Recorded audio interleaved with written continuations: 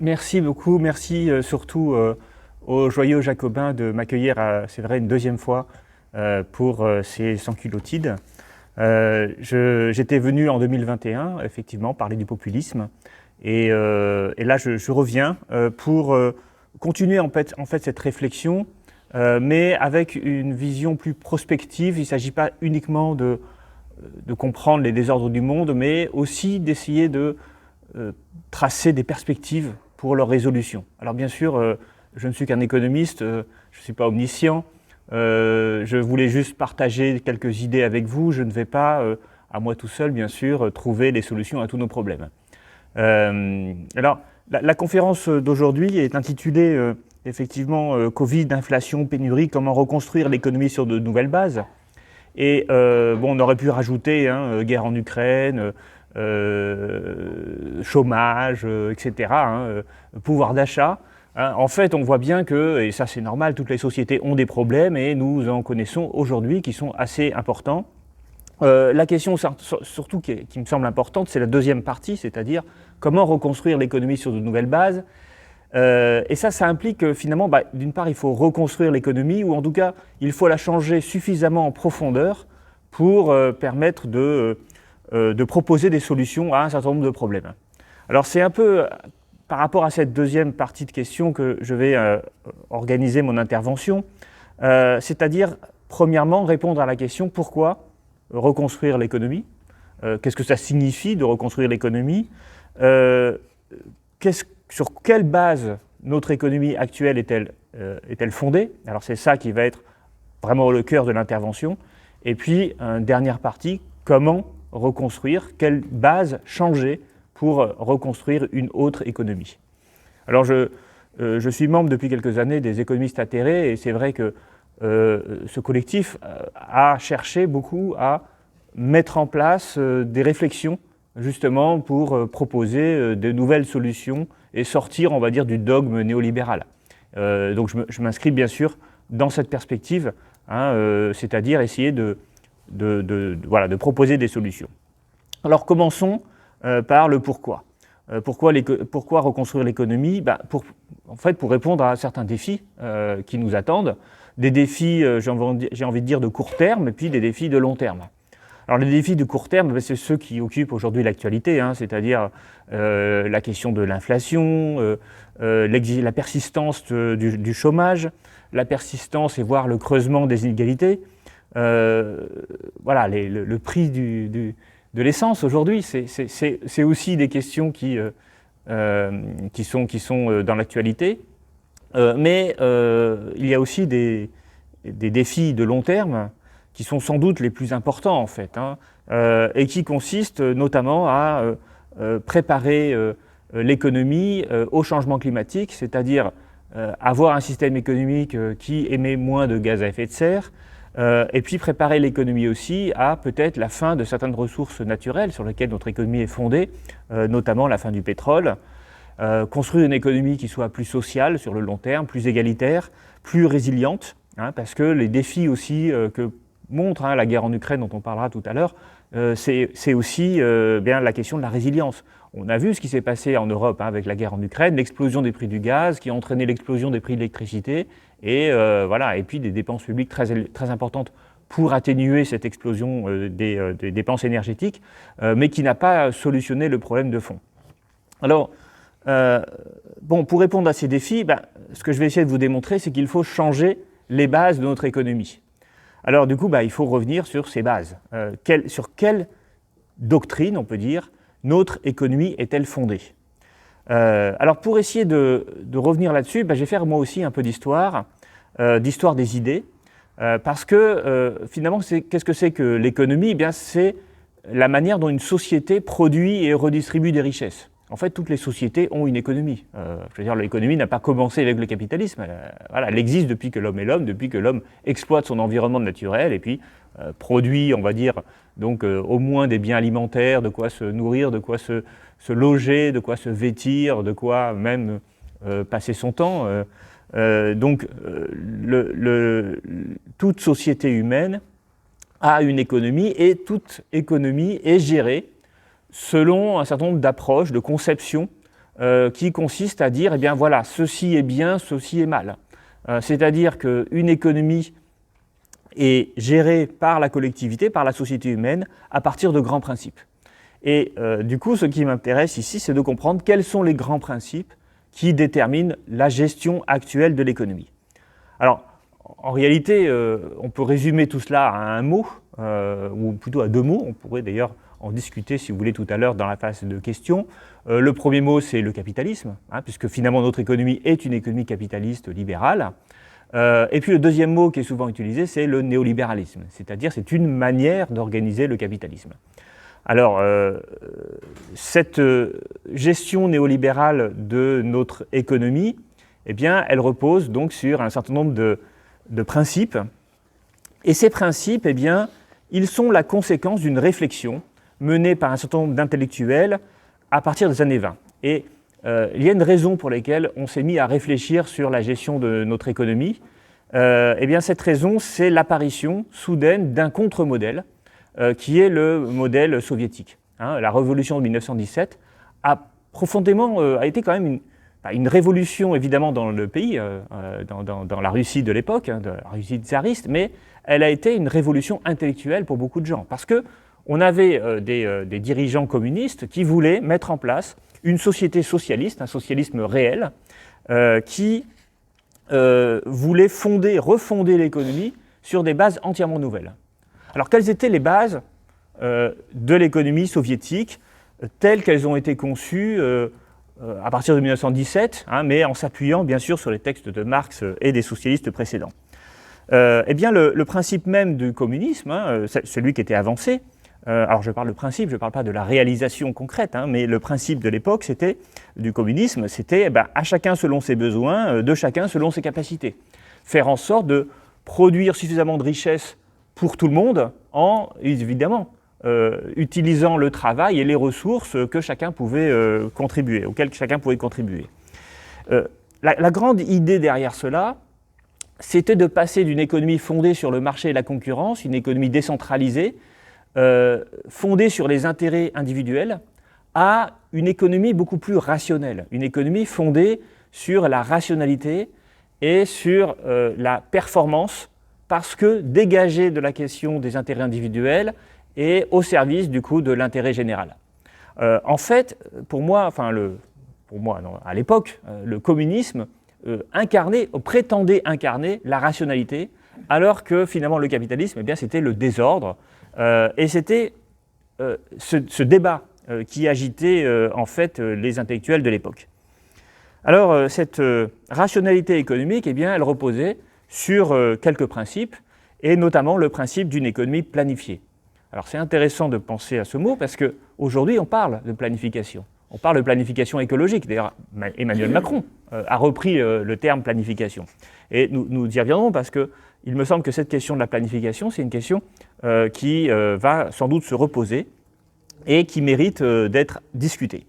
Alors qu'est-ce que c'est pour les soviétiques une économie planifiée ? Eh bien, c'est une économie qui fonctionne à partir d'un planificateur, donc d'une personne ou d'un groupe de personnes, d'une institution. Alors l'institution, c'est le plan, le Gosplan à l'époque, qui est chargé d'allouer les ressources économiques à différentes unités productives, d'organiser par ces unités productives donc du coup la production et de décider d'un système de prix qui va ensuite permettre à chacun, aux citoyens soviétiques, finalement de faire ses achats. Alors tous les prix sont décidés par le Gosplan, par le plan, et donc c'est à partir de ces prix qui ne sont pas du coup des prix de marché, qui sont des prix politiques, que va s'organiser l'ensemble de la société. Alors cette prétention à organiser l'économie de manière planifiée, de manière rationnelle, par une autorité politique, eh bien, elle a été contestée évidemment très vite par les économistes, et notamment par un économiste très célèbre qui s'appelle Ludwig von Mises. Alors Ludwig von Mises, peut-être que vous le connaissez, c'est un économiste libéral, voire même ultra-libéral, qui fait partie de ceux qui vont participer en 1938 au colloque Lippmann, dont on a dit souvent que c'était l'origine du néolibéralisme actuel. Alors ce grand libéral qui est Mises, bien sûr, il ne voit pas d'un bon œil l'apparition du système soviétique et il va chercher à démontrer que ce système ne peut pas fonctionner. Il va publier d'abord un article en 1920, donc 3 ans après la révolution bolchevique, c'est juste après, et puis ensuite un livre qui va le faire connaître au grand public, et même dans l'ensemble chez l'ensemble des intellectuels en 1922, un livre qui s'appelle Le socialisme. Et donc, l'argument de Mises, c'est que ce système d'économie planifiée ne peut pas fonctionner parce qu'il est contraire à la rationalité économique. En fait, ce que va essayer de montrer Mises dans cet article puis dans son ouvrage, c'est qu'on ne peut pas à la fois décider des prix, de l'ensemble des prix d'une économie, et prétendre à la rationalité économique. Pourquoi ? Eh bien parce que, qu'est-ce que c'est que la rationalité économique ? Eh bien, c'est le fait de pouvoir faire un calcul entre des coûts et des avantages, et la rationalité veut bien sûr qu'on prenne une décision si les avantages qu'on attend sont supérieurs aux coûts.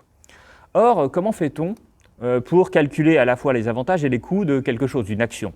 Eh bien, il faut s'appuyer sur un système de prix qui est exogène, extérieur, si je puis dire, à la personne, au planificateur qui va décider des choses. C'est-à-dire que si le politique décide des prix d'un côté, puis fait le calcul économique, eh bien, on voit bien que selon les prix qu'il va décider, les calculs vont donner des résultats différents.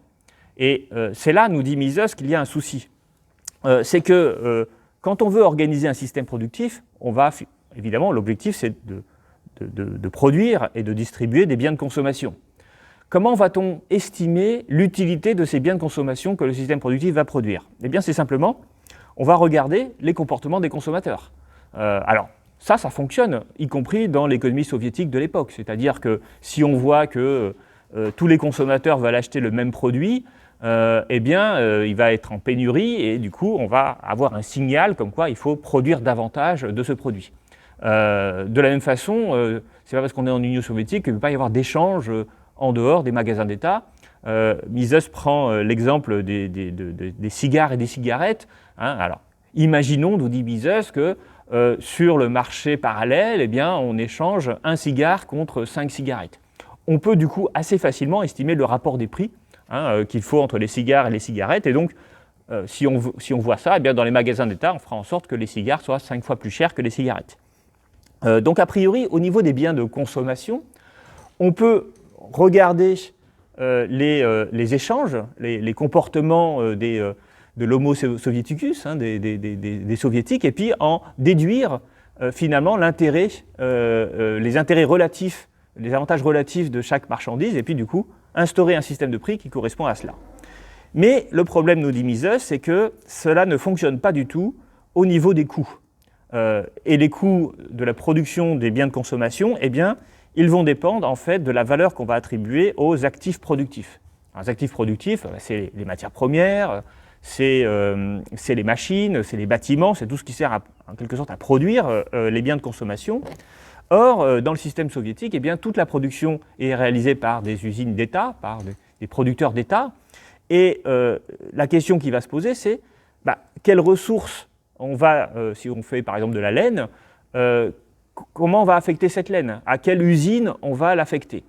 Et en fait, ce qui se passe dans le système capitaliste, c'est que tous les producteurs de matières premières sont des capitalistes et ils vont échanger sur le marché les productions de laine et puis ils vont vendre leur laine, par exemple, au plus offrant, c'est-à-dire à celui qui va accorder l'utilité la plus élevée à la laine ainsi produite.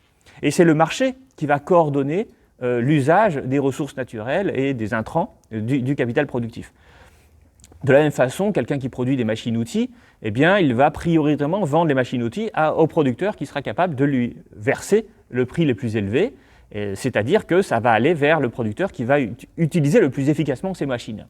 Mais dans le système soviétique, il n'y a plus de marché. Il n'y a plus de marché des biens de production, puisque l'État est à la fois le producteur et donc le vendeur, et puis l'acheteur de ces biens de production. Et il n'y a pas d'homo soviéticus qui va arbitrer en quelque sorte sur l'utilisation de ces machines et de ces biens de production. Donc, comme toutes les entreprises sont nationalisées, il n'y a pas de marché libre, et donc on n'a pas de référence pour déterminer des prix qui correspondent véritablement aux besoins. Donc, nous dit Mises, l'économie soviétique, elle est hémiplégique en quelque sorte. Elle peut assez facilement calculer les avantages, entre guillemets, c'est-à-dire calculer l'utilité de ce qu'elle produit à destination du consommateur final, mais elle ne pourra pas correctement calculer les coûts. Et donc, elle ne pourra pas faire de calcul économique rationnel, c'est-à-dire elle ne pourra pas comparer les coûts et les utilités. Et donc, eh bien, nous dit Mises, cette économie soviétique est condamnée à dépérir, à être inefficace, et donc finalement à ne pas exploiter correctement les ressources. Alors, donc ça c'est l'argument de Mises. À cet argument, eh bien, les partisans de la planification vont répondre. D'ailleurs, ce ne sera pas des soviétiques qui vont répondre, ce sera des chercheurs, des économistes plutôt à l'ouest, mais qui verront la révolution soviétique avec sympathie.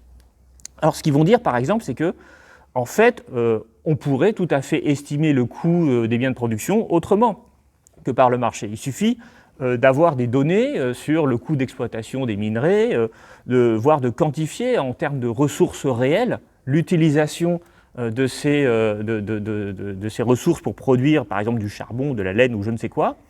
Et puis, nous disent les économistes, eh bien, on pourrait en fait trouver une forme d'algorithme qui permettrait de construire un système de prix à partir de ces observations des quantités produites.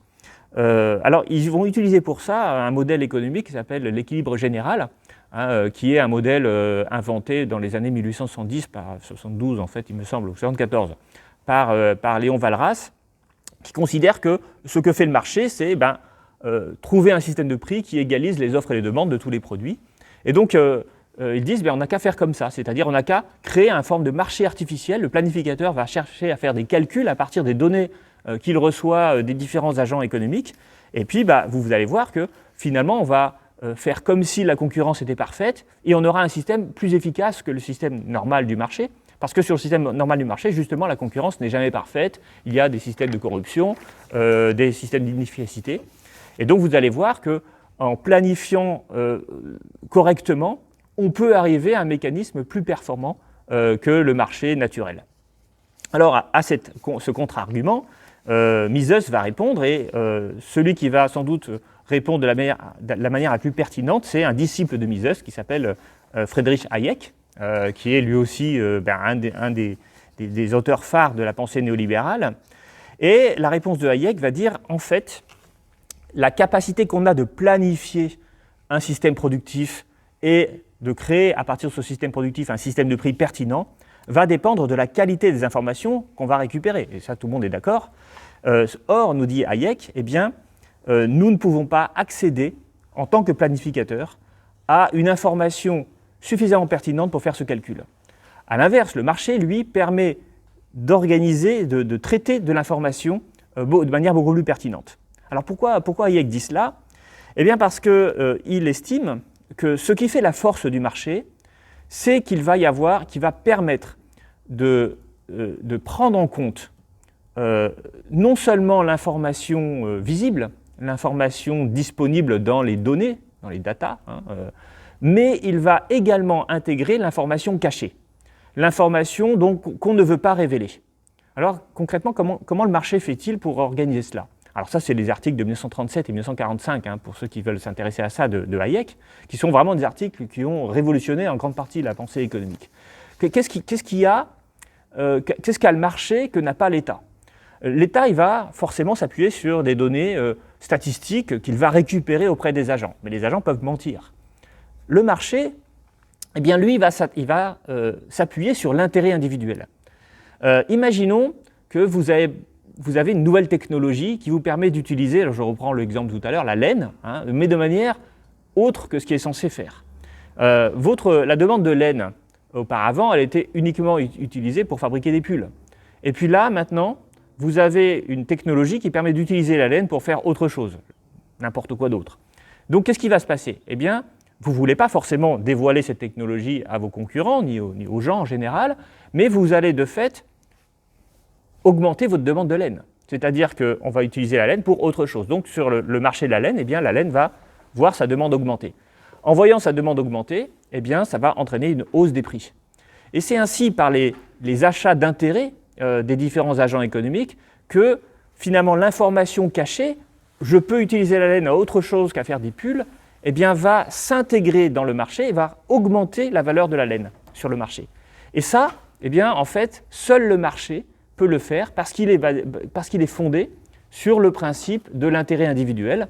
Et toute information, y compris cachée, va s'intégrer au prix. Donc, ce que nous dit Mises et Hayek, c'est que quand on veut construire une économie performante, il faut qu'on ait une bonne information. Le planificateur, il n'aura que l'information visible, l'information sous forme de statistiques, de données, alors que le marché, lui, il est capable de capter et d'agréger l'information cachée qui repose sur les intentions des individus.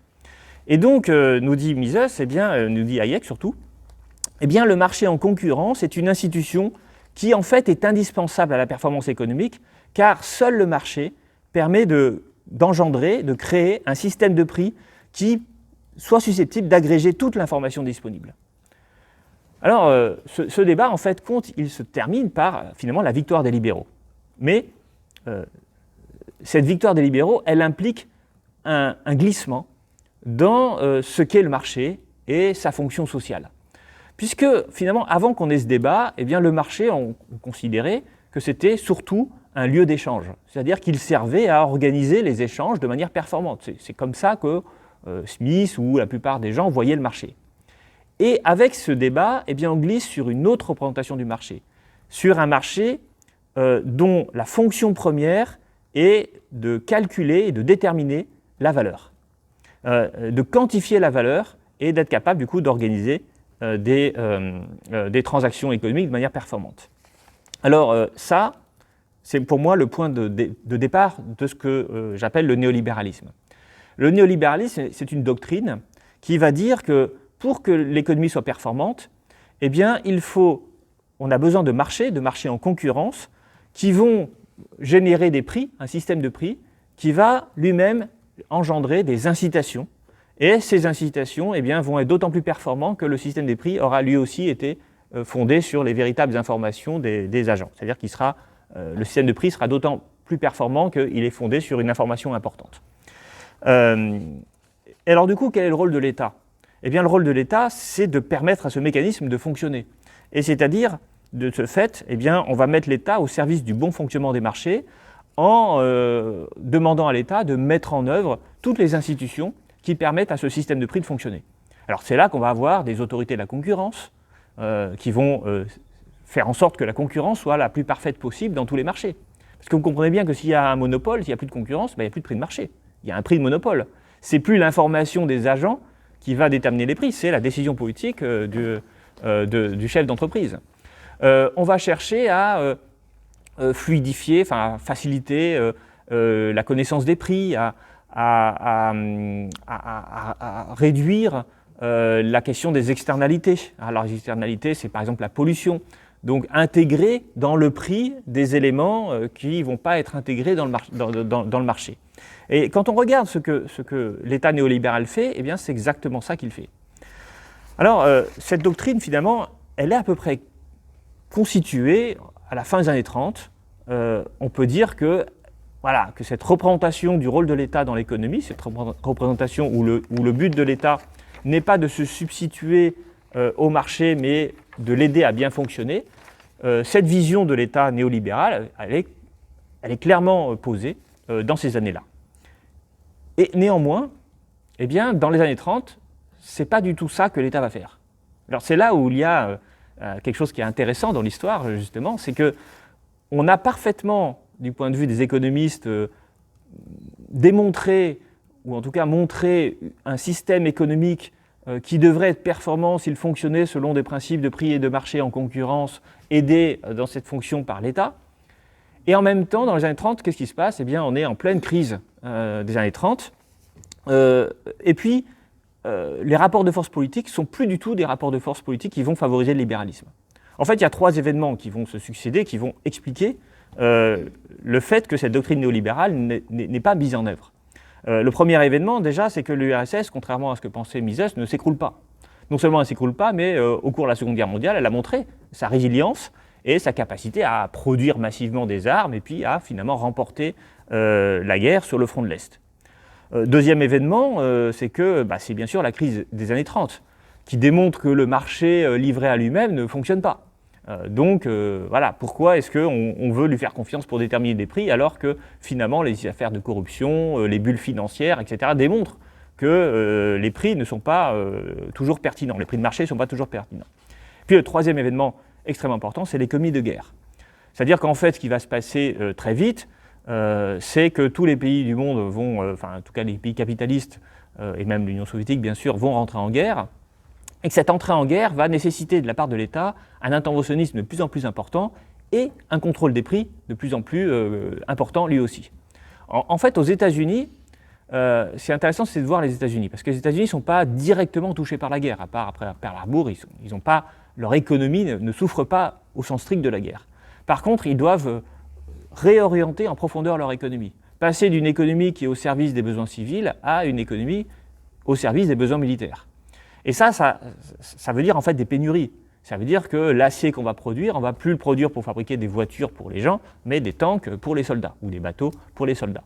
Et cette transformation de l'économie, eh bien, elle n'est pas socialement facile à accepter. Et si on a des pénuries, eh bien, très vite, c'est ce qui se passe. Dans un marché normal, eh bien, les prix explosent et toute une partie de la population se retrouve empêchée de vivre, en quelque sorte. Et donc, Roosevelt, évidemment, a bien conscience. Alors, il a conscience très très tôt. Dès 1940, donc bien avant l'entrée en guerre des États-Unis, dès janvier 1940, il met en place un système de contrôle de l'économie qui va devenir de plus en plus important, avec l'idée qu'il faut réarmer les États-Unis et donc changer la nature de ce que produisent les usines. Et donc ça veut dire affaiblir les capacités des gens à consommer. Et donc il va organiser une forme de planification. Alors ce qui est intéressant, c'est que cette planification, elle va être produite pendant les années de guerre pour justement répondre à l'effort de guerre, mais elle va se perpétuer après. C'est-à-dire, ce que j'ai découvert en écrivant mon livre, c'est que finalement, tous les outils utilisés pendant l'économie de guerre aux États-Unis, ce grand pays capitaliste, va être perpétué après, une fois la paix revenue. C'est-à-dire que les États-Unis vont continuer de contrôler le prix de l'acier, ils vont contrôler le prix de l'énergie du pétrole avec leurs grandes entreprises d'exploitation du pétrole qui vont aller d'ailleurs exploiter souvent le pétrole dans d'autres pays au monde, c'est-à-dire au Moyen-Orient ou ailleurs. Ils vont contrôler les taux d'intérêt, le prix du capital. Ils vont contrôler le change des monnaies, l'échange des monnaies. Parce que qu'est-ce que c'est que le système de Bretton Woods? C'est un système de change fixe où, de fait, la valeur des monnaies les unes par rapport aux autres est contrôlée politiquement. Et le dollar lui-même est rattaché à l'or avec un prix qui lui aussi est décidé de manière politique. L'un des économistes qui a le mieux décrit le système de planification d'après-guerre aux États-Unis, c'est John Kenneth Galbraith. Alors je vous invite, si vous connaissez peut-être, à lire le livre « Le nouvel État industriel », alors qui d'ailleurs est traduit un peu bizarrement, puisque en anglais, c'est aussi une découverte que j'ai faite, en français, Galbraith parle de système industriel, c'est-à-dire il parle des grandes entreprises qui s'organisent et qui contractent les unes avec les autres avec des prix planifiés. Mais dans la version anglaise, il parle de planning system, donc de système de planification. Et il faut comprendre que quand il publie cela, eh bien, on est toujours dans cette réflexion sur planification versus marché libre. Et ce qui est intéressant, c'est que les États-Unis des années 50 et 60 sont finalement assez proches par certains aspects du système soviétique. Et c'est la thèse de Galbraith. Galbraith dit, en fait, le modèle soviétique et le modèle américain, ils sont en train de converger. C'est-à-dire que chez les soviétiques, on a davantage d'autonomie des entreprises parce que quand on planifie tout de manière trop stricte, et si on ne donne aucune autonomie aux managers, eh bien, c'est très inefficace. Donc, alors on est sous Khrouchtchev et tout aussi. Donc l'autonomie des entreprises augmente. Et aux États-Unis, eh bien, c'est plus le marché qui détermine la production, c'est des contrats à long terme qui sont organisés par les entreprises, mais sous la supervision de l'État. Il raconte d'ailleurs, il était conseiller économique de Kennedy, Galbraith, et il raconte comment il a pu observer lui-même le fait que Kennedy pouvait engueuler les industriels de la sidérurgie parce qu'ils augmentaient leurs prix. Donc ça, c'est en 1962. Et il pouvait organiser le contrôle de l'évolution des salaires. C'est-à-dire qu'il y avait des accords, d'abord tacites, puis devenus explicites, qui permettaient de faire en sorte que les salaires dans l'industrie américaine augmentaient au même rythme que la hausse de la productivité du travail. Et donc ce qui est intéressant, c'est que du point de vue des théoriciens, le système de marché était, on pouvait démontrer qu'il était le plus efficace, mais du point de vue de la pratique, eh bien, on avait complètement rejoint le principe de l'économie planifiée. D'autant plus que, bien sûr, dans le système américain, ce ne sont pas les prix des biens de consommation qui sont décidés à la Maison-Blanche. Hein, Kennedy ne s'occupe pas de déterminer les prix des biens de consommation, contrairement à ce qui se passe dans l'Union soviétique. Mais Kennedy, il gère tous les prix des biens de production. Et donc, vous voyez ce problème cette différence qu'on avait entre les biens de consommation et les biens de production, qui était au cœur de l'analyse de Mises, eh bien finalement, à la fin du processus donc des crises des années 30, de la Seconde Guerre mondiale, etc., eh bien on arrive à des économies capitalistes où, au niveau des biens de consommation, eh bien finalement c'est un peu plus ou moins la liberté et le marché qui plus ou moins organise la distribution, alors que pour les biens de production, c'est-à-dire l'énergie, l'acier, le travail, le capital, etc., même l'agriculture, eh bien tous ces biens-là, ils sont en grande partie contrôlés par l'État. Et bien que dans la théorie ça soit inefficace, dans la pratique, il s'est avéré que c'était très efficace, puisque la croissance économique était à l'époque très importante.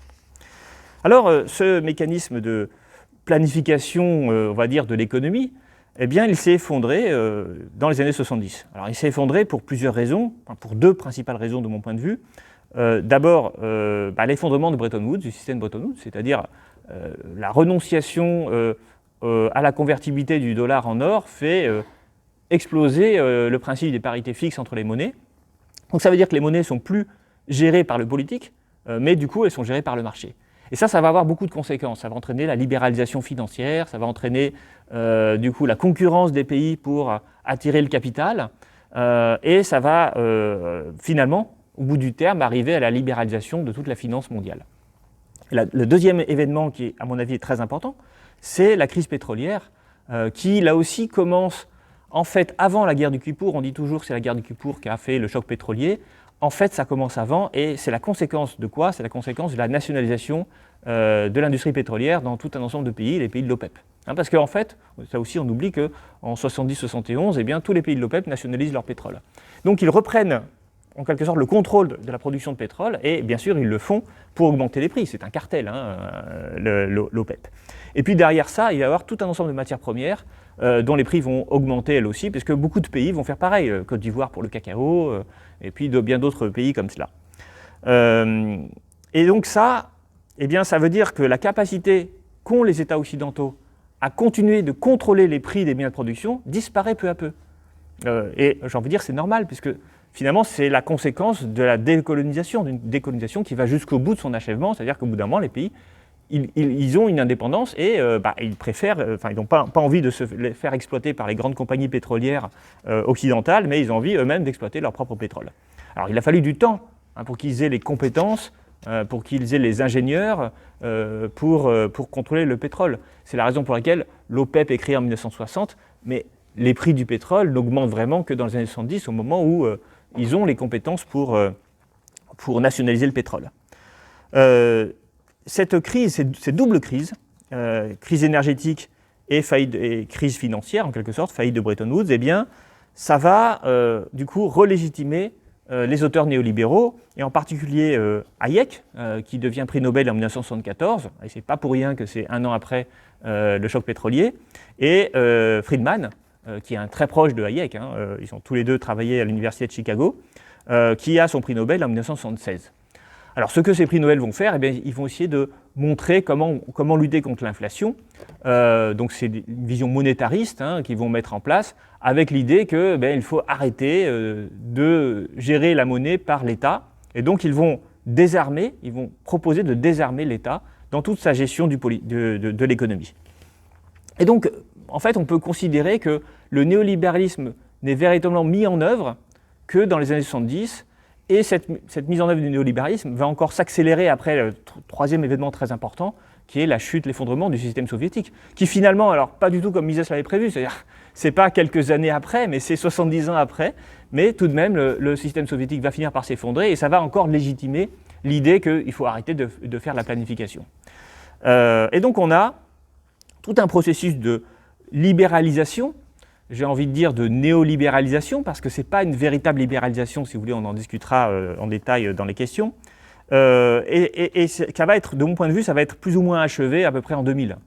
Alors, pas complètement, par exemple la libéralisation du marché de l'énergie en Europe, c'est 2004.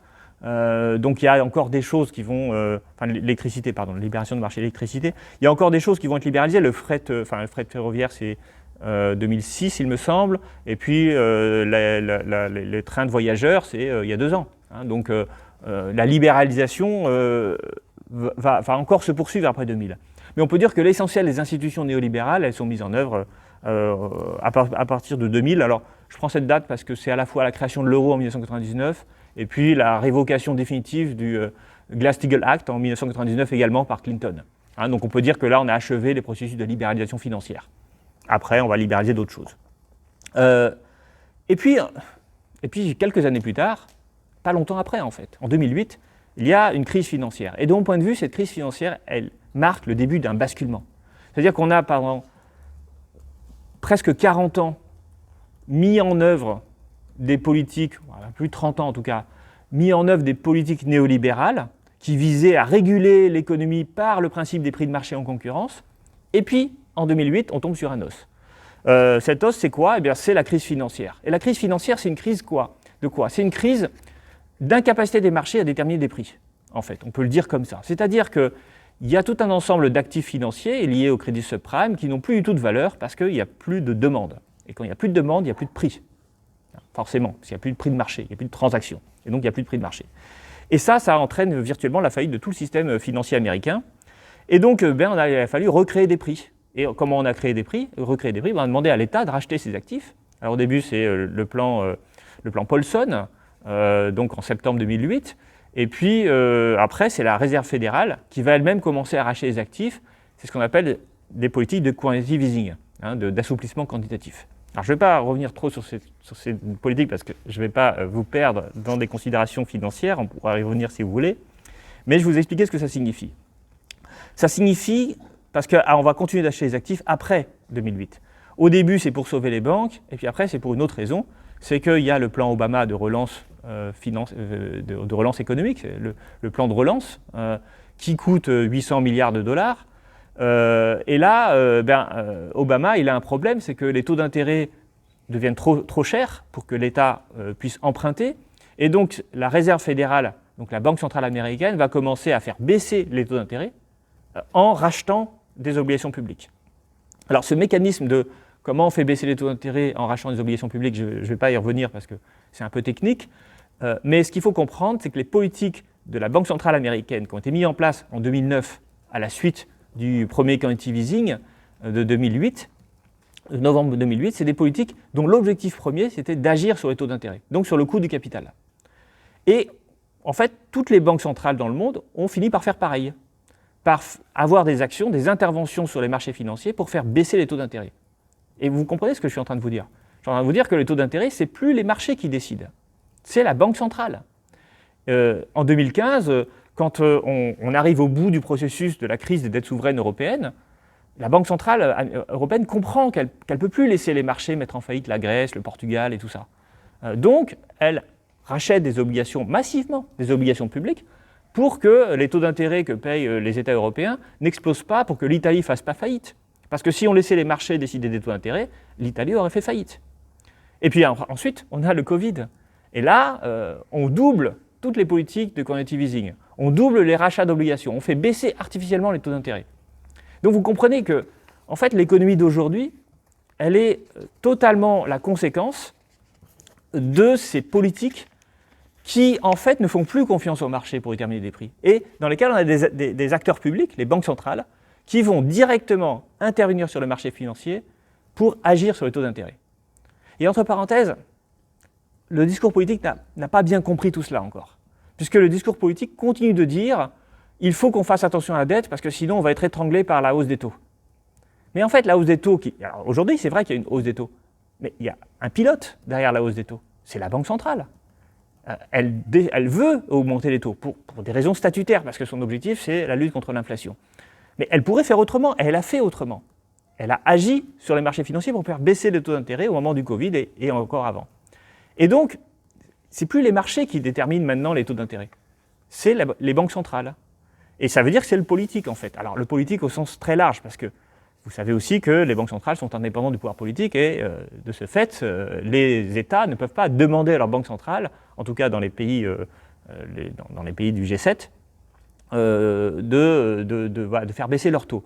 Mais c'est pas vrai, c'est plus vrai aujourd'hui de dire que ce sont les marchés financiers qui décident du coût de l'argent pour l'État. Ça, c'est important à comprendre. Et ça, c'est la conséquence de cette crise de 2008. J'ai envie de dire, c'est l'héritage de cette crise de 2008. Oui, mais du coup, si finalement les taux d'intérêt sont contrôlés par des autorités politiques, pourquoi on s'arrêterait là? Pourquoi on ne reviendrait pas au contrôle d'autres d'autres facteurs de production? Le travail, l'énergie. Ah bah tiens, ça tombe bien parce que l'énergie, on est en train de se poser exactement la même question. Qu'est-ce qui est au cœur de l'actualité aujourd'hui? C'est la question du prix du pétrole. Bon ben comment on fait? Alors là, on entend le gouvernement qui est un peu coincé. Alors il y a eu en Europe une décision de plafonner le prix du gaz et de plafonner le prix du pétrole acheté, le prix du pétrole russe à $60 le baril. Hein, vous avez vu ça, donc on revient sur le contrôle des prix. On revient aussi sur un autre principe du néolibéralisme, c'est le libre-échange. Alors aux États-Unis, c'est très clair. Je veux dire, l'Inflation Reduction Act, donc l'IRA, décidé par Biden à l'automne dernier, donc il y a un an, c'est une stratégie à la fois industrielle et commerciale protectionniste. C'est-à-dire qu'on va demander, on va subventionner les batteries pour les voitures produites sur le sol américain et pas celles qui sont importées. Et en Europe aussi, on a ces subventions sur les batteries qui se mettent en place. Donc en fait, ce que je suis en train de vous dire, c'est que cette doctrine néolibérale qui consiste à dire si on veut être efficace, il faut laisser les marchés déterminer tous les prix, eh bien en fait, on est en train de revenir en arrière là-dessus, parce qu'on n'y arrive pas en fait. On n'y arrive pas en finance, on n'y arrive pas sur l'énergie, et puis à mon avis, on va se retrouver à avoir d'autres problèmes. La question, par exemple, des prix alimentaires. Le cours du blé aujourd'hui, vous avez vu la conséquence de la guerre en Ukraine, c'est les cours du blé qui commencent à exploser. Et ça, c'est impossible à assumer politiquement. C'est-à-dire que si on a des cours du blé qui augmentent trop dans certains pays, ça va être des révolutions. Donc on va s'apercevoir qu'on ne peut pas laisser les marchés déterminer des prix de biens fondamentaux. On pourra multiplier les exemples si vous voulez. Je voudrais juste du coup terminer sur cette réflexion.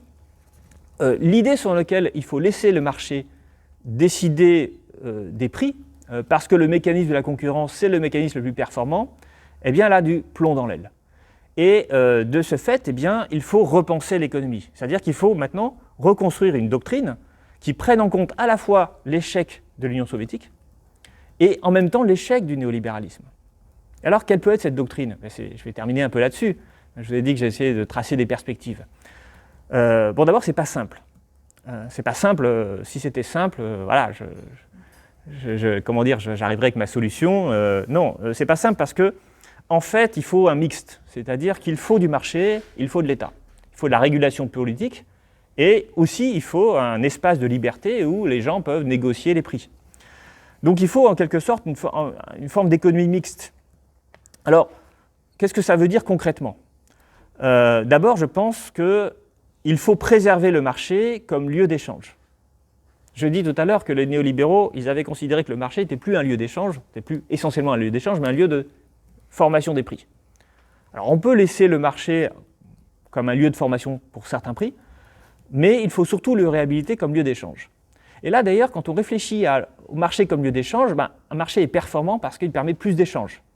Et tiens d'ailleurs, un truc qu'il faut comprendre, c'est que les marchés traditionnels, les marchés pré-capitalistes, ce sont des marchés dans lesquels il n'existe pas de prix homogène.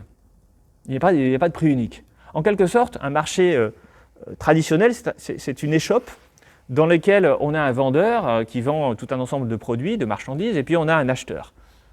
Et il n'y a aucun prix sur aucune marchandise. L'obligation de mettre des prix sur les marchandises, elle vient du capitalisme, elle vient de la doctrine des économistes.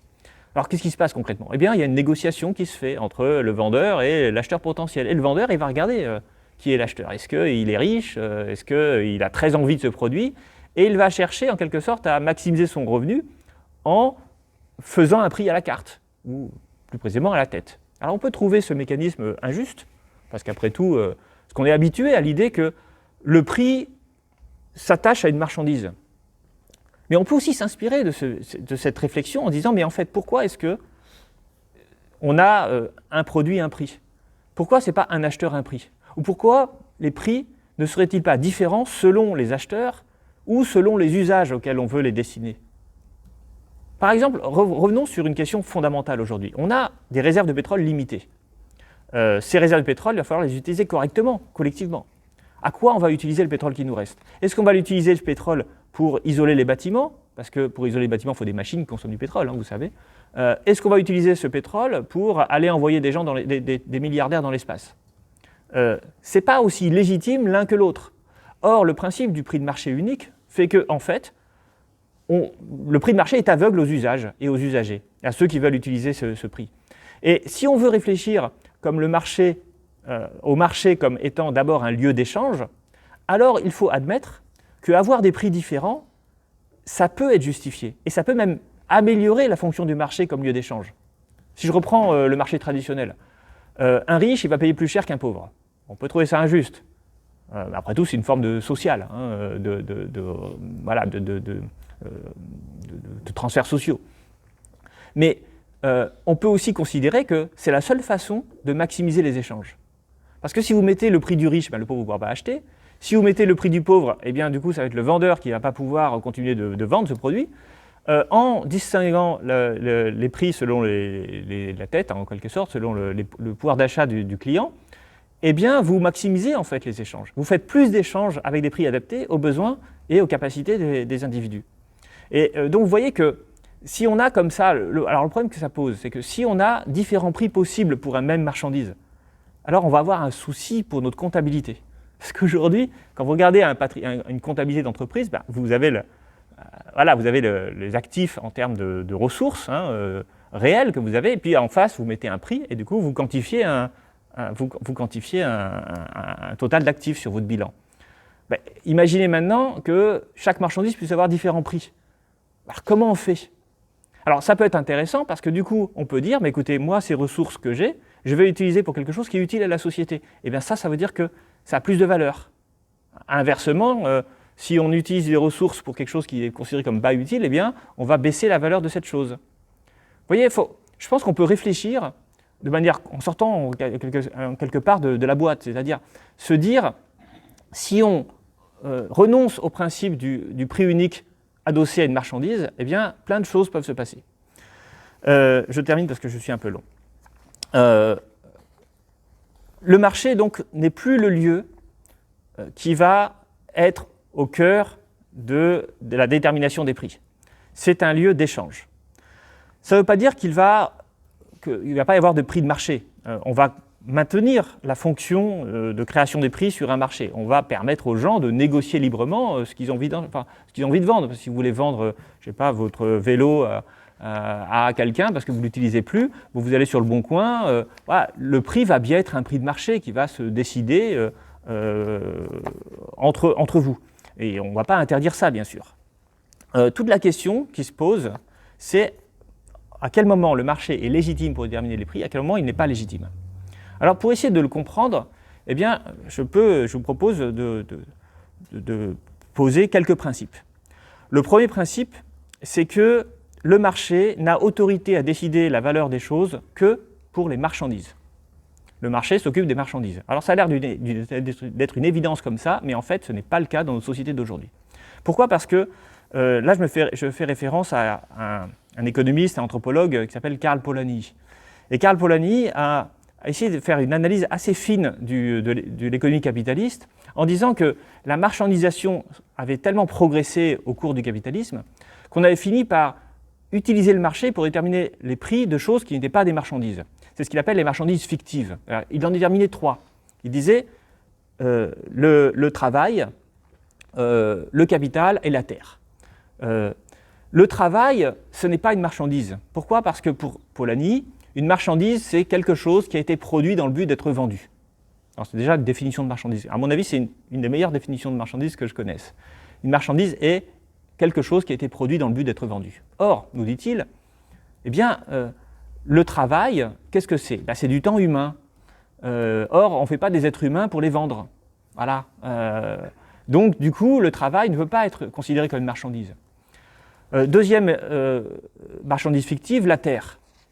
La terre, globalement, c'est les ressources naturelles.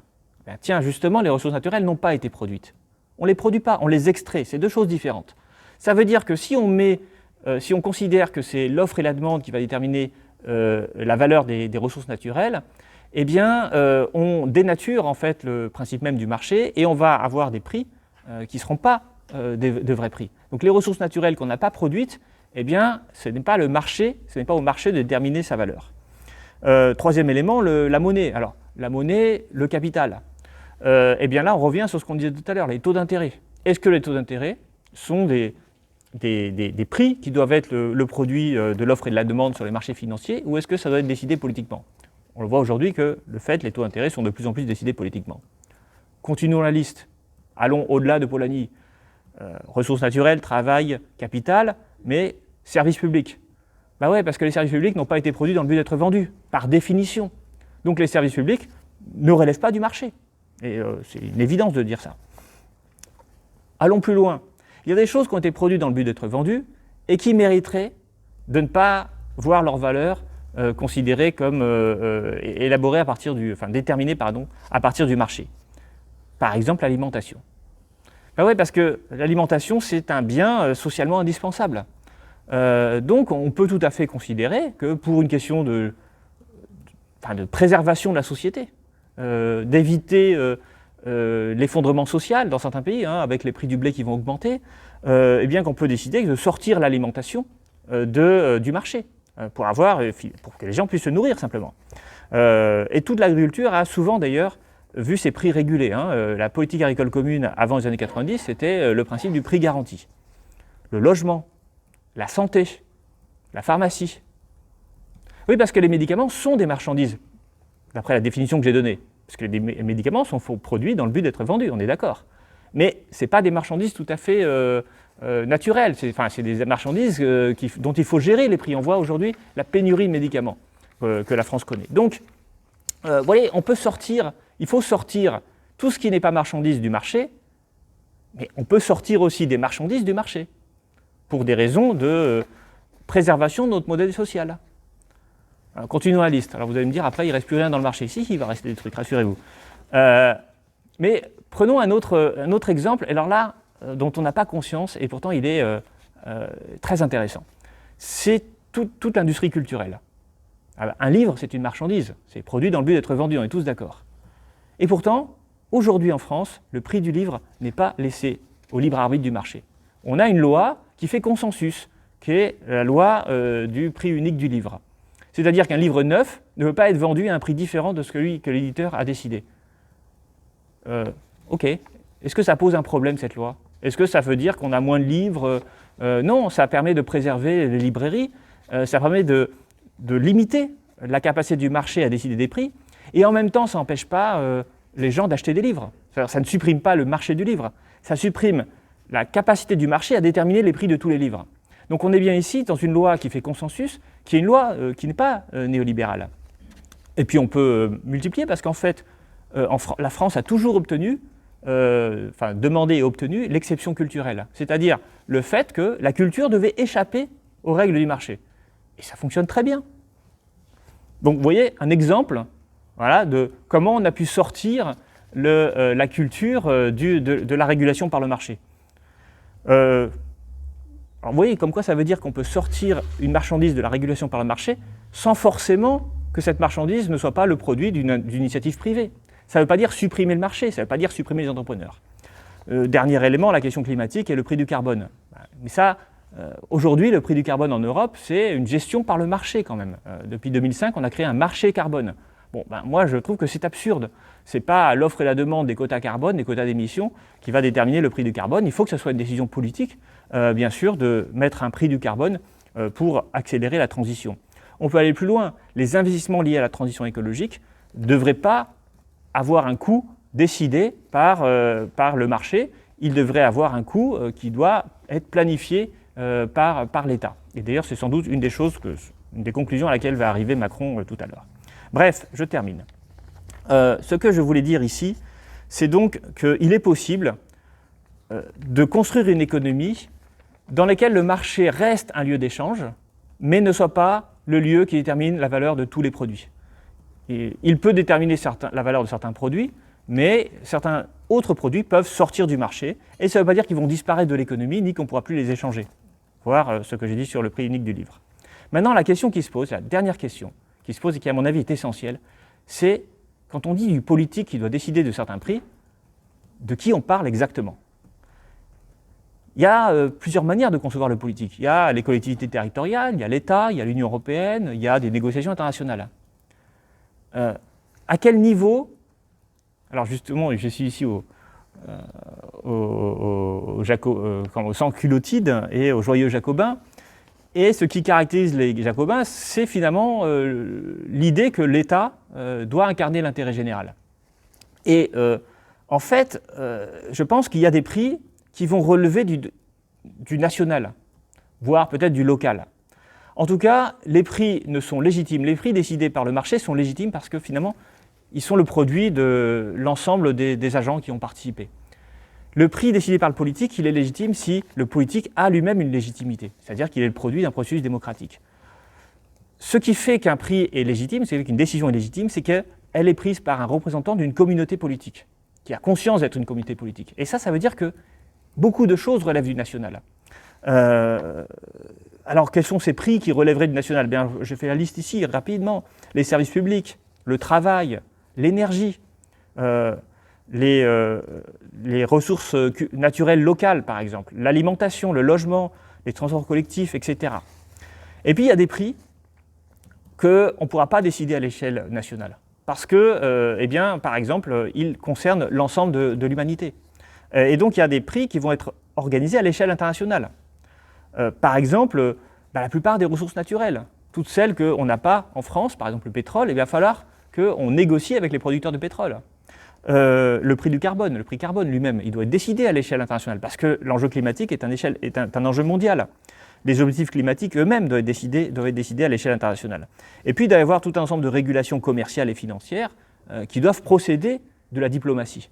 Et donc, ce que je suis en train de vous dire, c'est que tout ne se fera pas à l'échelle nationale. Mais beaucoup de choses relèvent de l'échelle nationale parce que, en France en tout cas, c'est là qu'est la communauté politique légitime en quelque sorte. D'autres va nécessiter une négociation.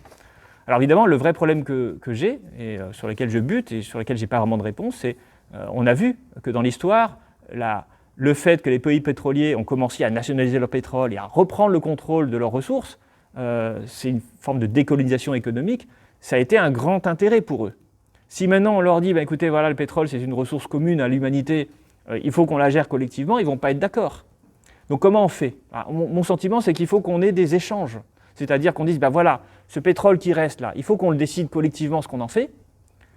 Donc il faut qu'on décide du prix, de où il va aller, etc. Et puis nous, en échange, on va vous donner d'autres services que nous on produit, que vous n'avez pas. Voilà, donc c'est une forme de négociation qu'il faudrait faire à l'échelle mondiale.